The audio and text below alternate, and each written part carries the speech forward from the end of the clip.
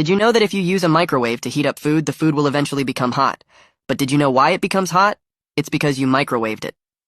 Did you know that it is much safer to fight with pillows than it is to fight with giant cinder blocks on top of a 58-story building? Did you know that if you climb up an apple tree, there is absolutely 0% chance you'll find any bananas up there?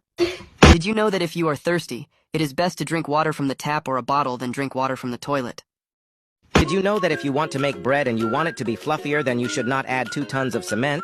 This is because cement is hard. You should try using yeast instead. Understand? Did you know that Donald Trump is called Donald Trump because his first name is Donald and his last name is Trump?